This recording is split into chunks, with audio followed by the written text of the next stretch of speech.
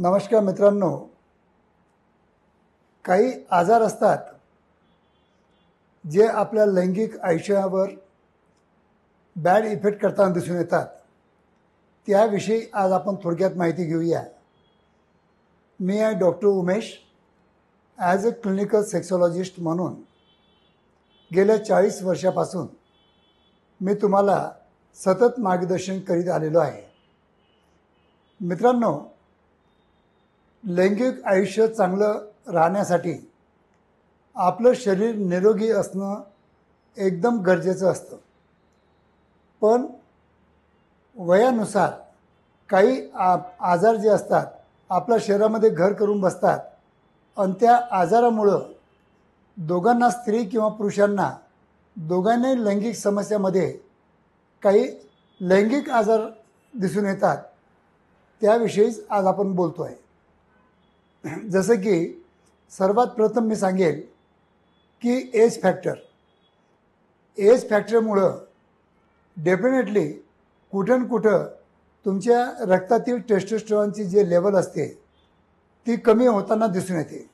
कारण की वयाच्या 40 वर्षाच्या नंतर प्रत्येक वर्षी 1% आपलं टेस्टोस्टेरॉन हार्मोन कमी होताना दिसतं.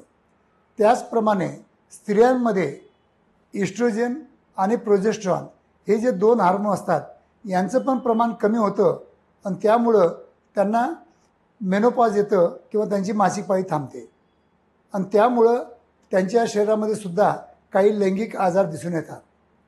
जसं स्त्रियांमध्ये लैंगिक आजारामध्ये काम इच्छा न होणे, संभोग करण्याची म्हणजे इच्छाच होत नाही, किंवा जर इच्छा झाली तर जो व्हजानल जो ओलावा पाहिजे तो त्यांना मिळत नाही, आणि पुरुषामध्ये काम इच्छेचा अभाव होतो आणि इंद्रियाकडं जितका आपल्याला ताठरपणा पाहिजे तितका मिळत नाही. दुसरा आजार मित्रांनो, डायबिटीजमुळं ते स्त्रियांना असो का पुरुषांना असो, डायबिटीजमुळं पण आपल्या ज्या नसा असतात त्या थोडा कमजोर होतात आणि आपल्या जे रक्तवाहिन्या असतात त्याच्यातले काही आजार होतात, किंवा तुम्हाला ॲथेरोस्क्लेरोसिस होतं, किंवा काही ब्लड क्लॉट होतात, किंवा पेरिफेरल न्यूरोपॅथी होते आणि त्यामुळं आपल्याला हवी तशी इंद्रियामध्ये ताठरता मिळत नाही आणि हवी तशी आपल्याला इच्छा नसल्यामुळं आपल्या लैंगिक आयुष्यामध्ये काही अडथळे येतात. कारण की चांगलं लैंगिक आयुष्य होण्यासाठी इच्छा ही खूप महत्त्वाची आहे, ती प्रबळ असणे महत्त्वाची आहे. त्यामुळं हे डायबिटीज त्या इच्छेवरच आपल्याला परिणाम करून दिसून येतो.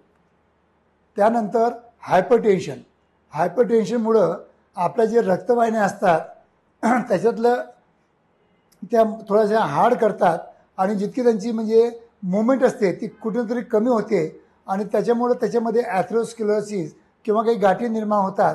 त्याच्यामुळं पण इंद्रियाकडे रक्तपुरवठा कमी होऊ शकतो.